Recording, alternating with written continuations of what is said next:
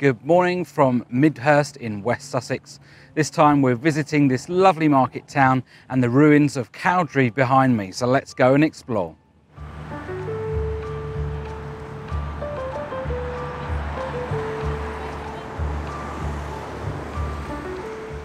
Midhurst is a market town about 12 miles north of the city of Chichester in West Sussex, and a treasure trove of architectural interest. There is no train station, so unless you have a car, you'll need to arrive by bus. You can travel from London by train to nearby stations at Haslemere, Petersfield or Chichester, and then transfer on a bus service. The main thoroughfare is on the very busy A286 North Street, which acts as the High Street, a mix of cafes and local independent shops for visitors to browse. We'll come back to the High Street later because we first want to show you the wonderful older part of town with its mix of Tudor, Georgian and Victorian buildings. In the middle of North Street is a side street called Knockhundred Row. The origins of the name have been lost.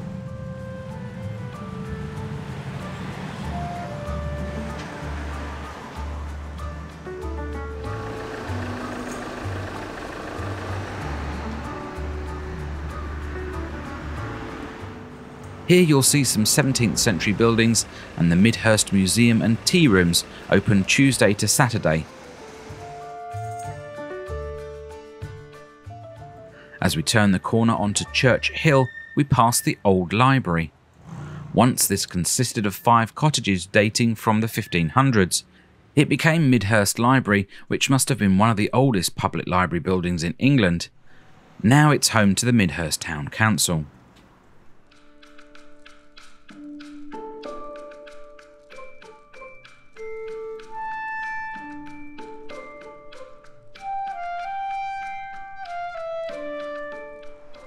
The origins of the town are tied to the Norman Conquest in 1066, when the area became part of estates owned by Roger Montgomery. Montgomery was commissioned by William the Conqueror to erect a series of castles in towns and strategic positions. The castle he built in Midhurst no longer remains, although you can see foundation stones if you head to St Anne's Hill.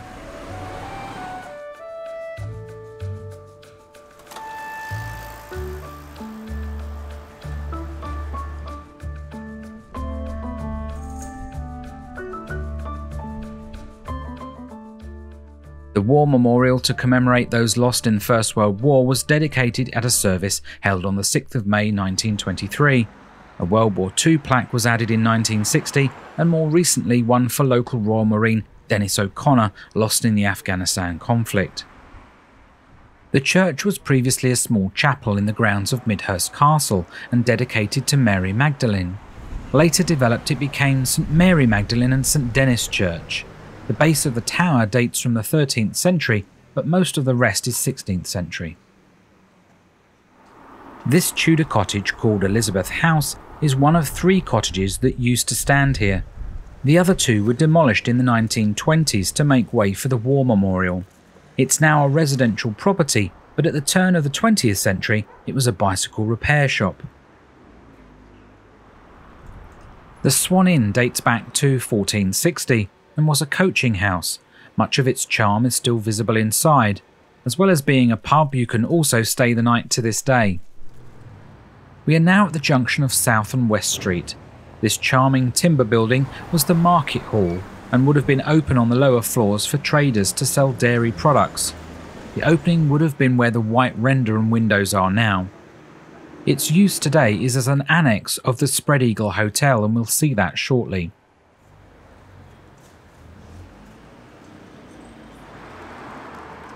Market Square is where you find the Old Town Hall, which had multiple uses. Now a coffee house, it once housed the fire brigade. You can still see the bells on the front of the building. It was also a prison. Inside are 2 cells. To the side you can see the town stocks and pillory. Originally they would have been positioned in the square for offenders to be locked up by the legs or wrists for public ridicule, pelted with rotten fruit and veg as a punishment for their crimes.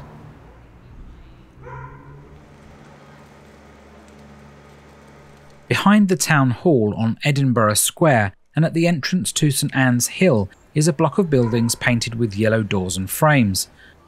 This was, in 1890, the first national school for infants and could accommodate 120 pupils. Later it was Granville College, and now it's St Anne's Hall.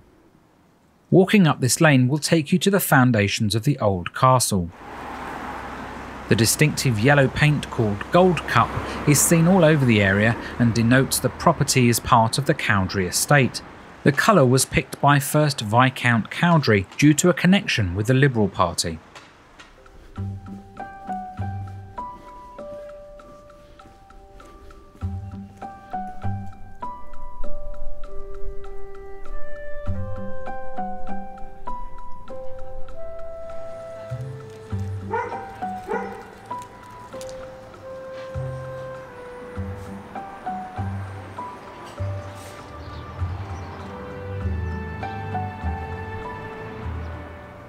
Running behind the church and parallel to Church Hill is Sheep Lane.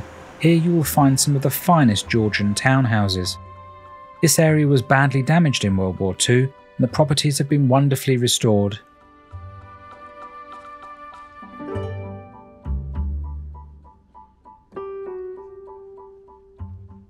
St Anne's House is the largest Georgian house in Midhurst, built by Major Richard Newland of the Dragoon Guards, as was his neighbour at St Anne's, built by Captain John Quantock.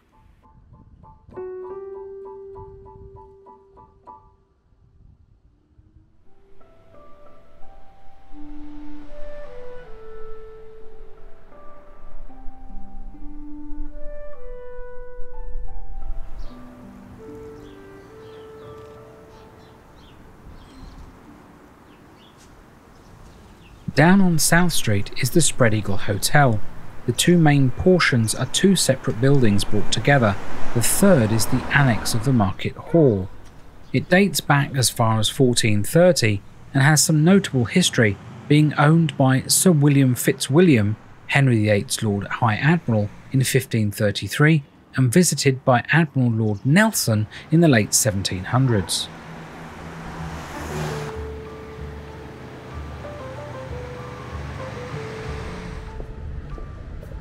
You can see the lounge bar of the hotel as we move into West Street.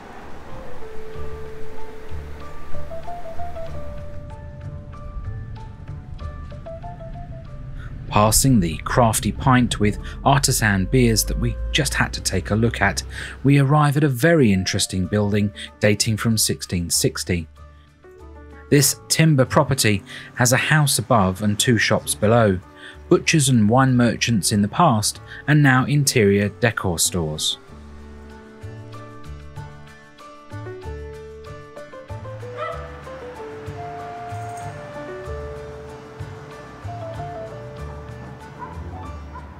Moving on to Wall Lane, we pass the 17th century Bricklayers Arms. I just love the period brewery sign. The 17th century theme continues up most of this lane with some delightful properties.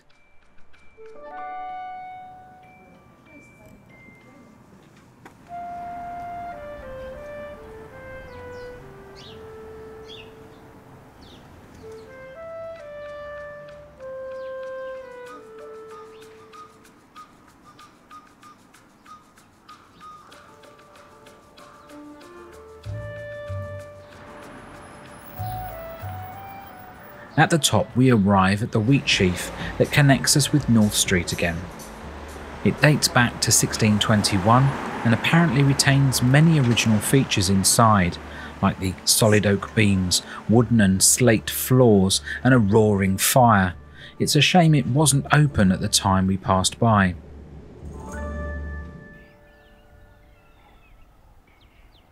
Before we head down North Street, we wanted to move right to the other end of town and start a walk from the town car park along a path that'll take us across the River Rother to visit the ruins of Cowdray.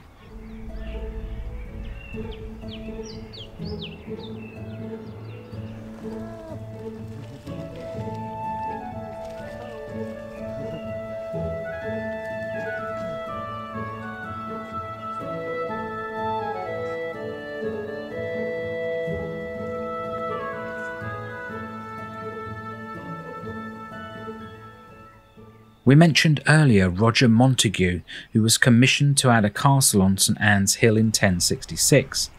This castle stood until the 13th century, when it was abandoned by the then owners, the de Bohun family. In 1273, Sir John de Bohun, tired of being on St Anne's Hill, decided to build a new grand house here on this land. That building was superseded in the 15th century by what we see today.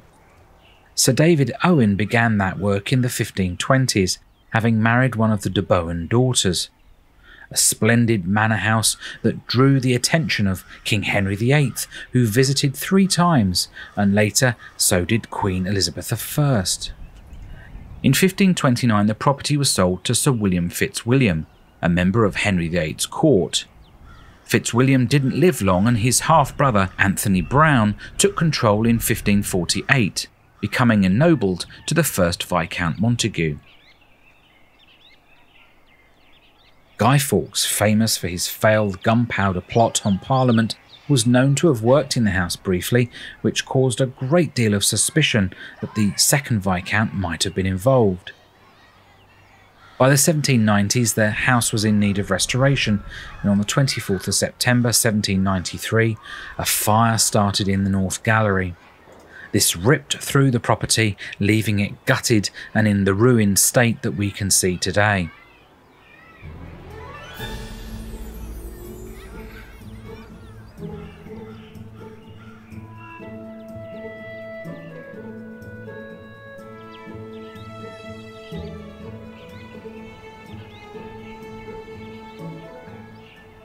Cowdray Heritage Trust preserves and maintains the ruins.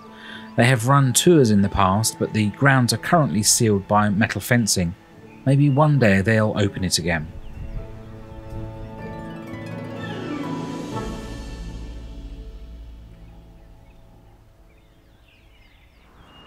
Back on North Street we see the old grammar school, once attended for evening classes by H.G. Wells, the famous novelist. He was an apprentice at the chemist on Church Hill. You can just see the plaque here, and we didn't know that at time of filming.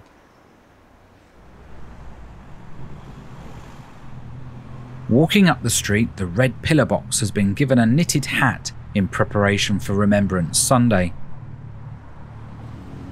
You will find most of the independent shops and cafes on this street, but also some historic properties to view.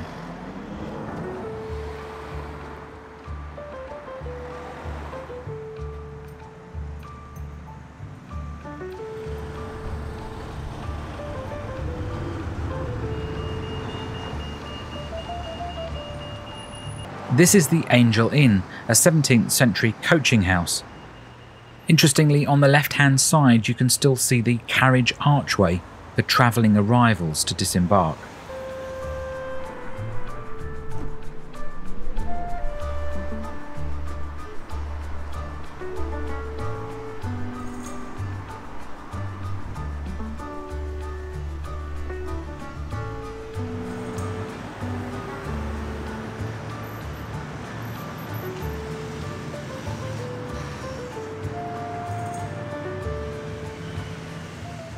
So thanks for joining us here in Midhurst. We really had an enjoyable tour around, a great mix of Edwardian, Victorian and Tudor properties to view, and of course the ruins of Cowdray as well.